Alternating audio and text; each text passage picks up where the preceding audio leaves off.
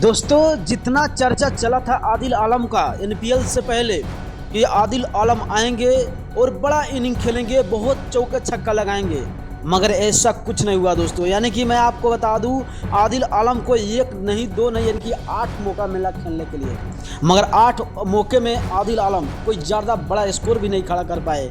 और जितना चर्चा उनका चला था भाई साहब, लग रहा था कि भाई छा जाएंगे और बंदा आते ही छा जाएंगे, मगर ऐसा कुछ नहीं हुआ, बल्कि आदिल आलम लगातार फ्लॉप आए। दोस्तों, मैं आपको बता दूं, आदिल आलम की अगर 8 इनिंग की बात किया जाए तो 8 इनिंग में भाई साहब 110 रन बनाया है।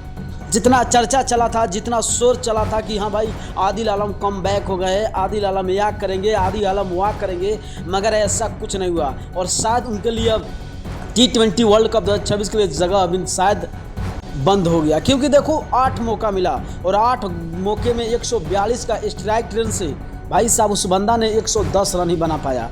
अब सोचो कि 110 रन कोई बड़ा स्कोर भी नहीं था, यानी कि मैं आपको बता दूं 15-10 का स्कोर रन रेट से रन बनाया, भाई वो कोई बड़ा स्कोर नहीं हुआ। अगर आपको सीनियर टीम में खेलना है तो कम से कम आपको 50-30 रन तो 30 रन मैक्सिमम होना चाहिए मैच बाई मैच, मगर आदिल आलम भाई फ्लॉप आए भैया में, वो भी कितना कैच छूटने के बाद ही 49 रन की पारी खेले थे, मगर बंदा ने लगातार फ्लॉप आया। जितना नाम चला था उसने काम भी नहीं हुआ। आपको क्या लगता है इसके बारे में अपना राय जरूर कमेंट करें, और हो सकता है इस वीडियो को शेयर करते हुए चैनल जरूर सब्सक्राइब करें।